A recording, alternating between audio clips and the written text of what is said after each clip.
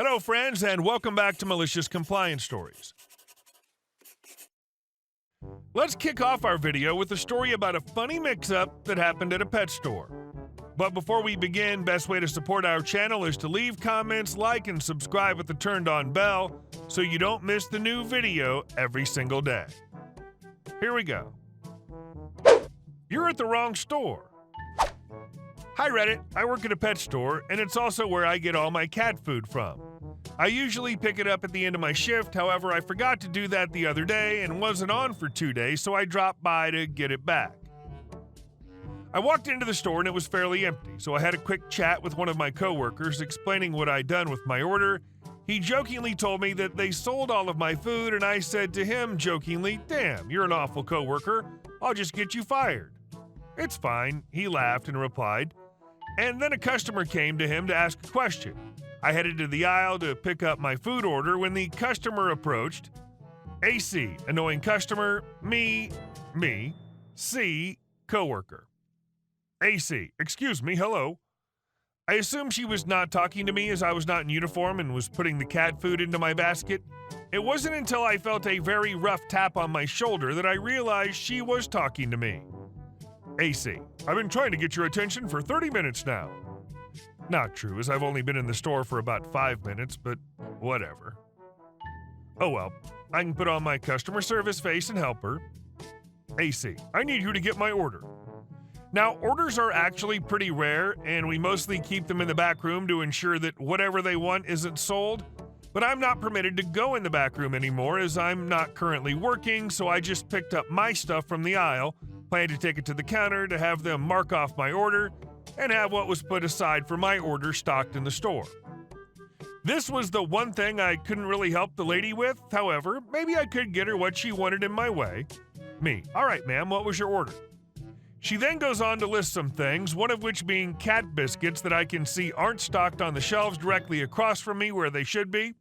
Me, sorry ma'am, I'm not currently working, so you'll need to speak to a staff member about that, as your order's still being held in the back room. AC, excuse me, you just called him a coworker. Me, yes, I do work here, but as your order would require me to go to the back room and I'm not currently on, I don't have access to it. AC, well then why did you call them a coworker? Me, I work with them, but I'm not working right now. AC, do you know what a coworker means? It means you're working with them. You should refer to them as your friend from work so customers know you're not working. I thought my blue jacket would give it away because it looks nothing like the orange uniform, but okay. Me, what? AC, he's your coworker when you're working and not when you're off. What are you, thick? I'm gonna find a competent worker who can help me.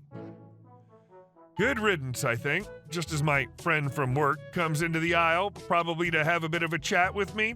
AC, you, get to the back room and get my order. C, hello? I'll do that for you now. If I could just speak to my coworker for a second, as our system seems to have blacked out for a bit, and I'll need her help fixing it.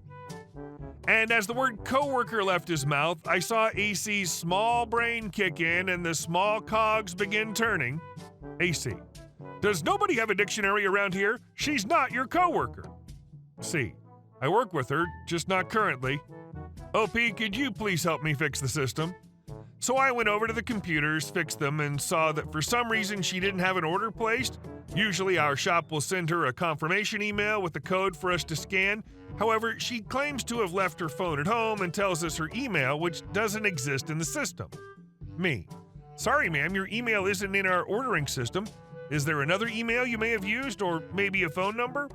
AC, are you thick? I order from other pet store name all the time. Me, yes, but this is name of my store, and we can't seem to find you in the system. AC, this isn't other pet store name? C, no ma'am, the nearest one is location, I believe.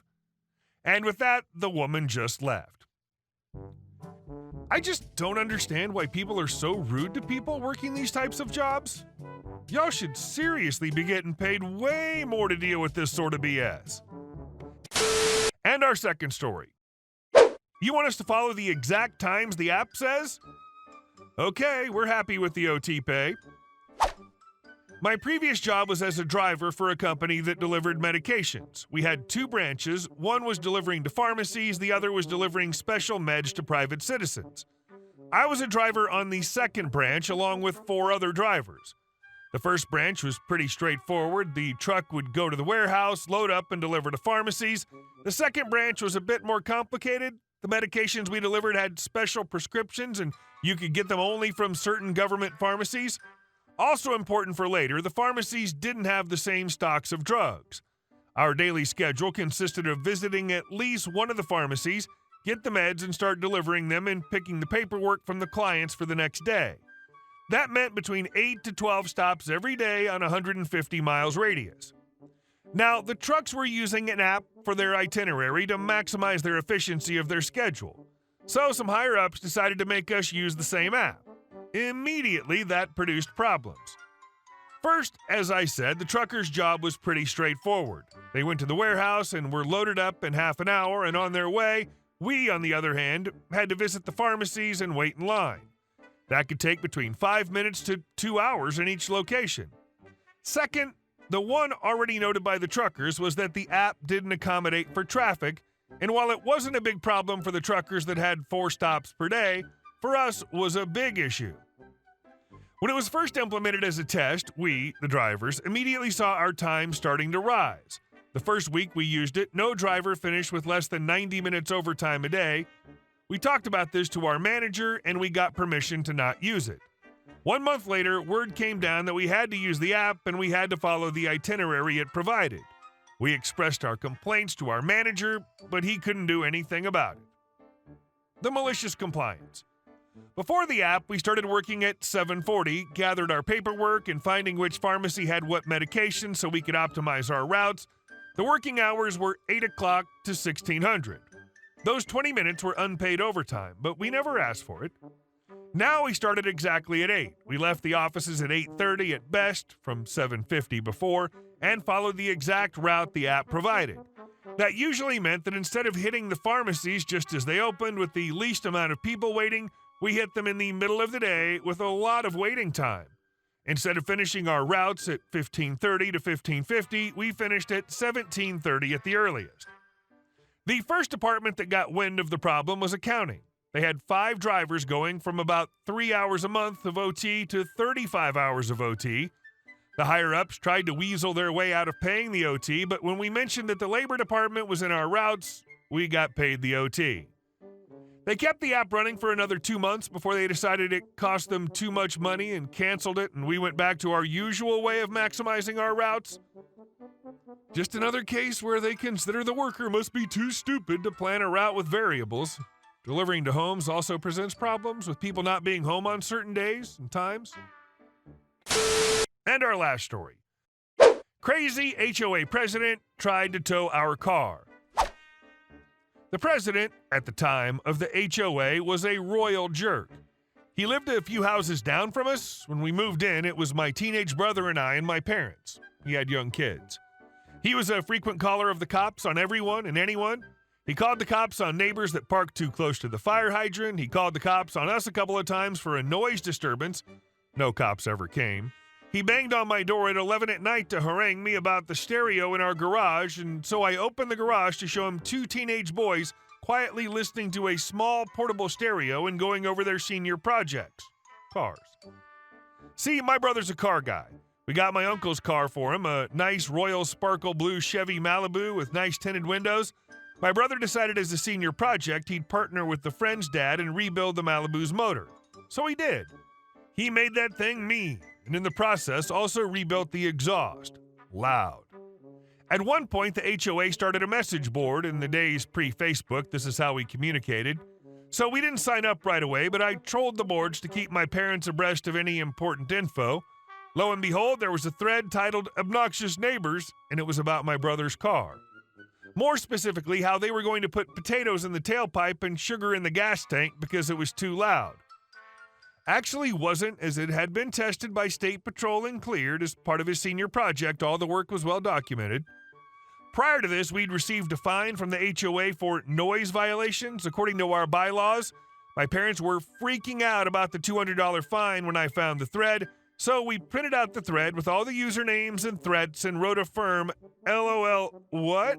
No letter and mailed it back to the association detailing the harassment from the a-hole neighbor and told them that we'd like to file a counter-complaint of harassment against the a-hole neighbor. It was okay for my brother to blast his music down the street when it was his orange $50 crap bucket that he'd fixed himself, but not when the Malibu hot rod idled down the street real quiet.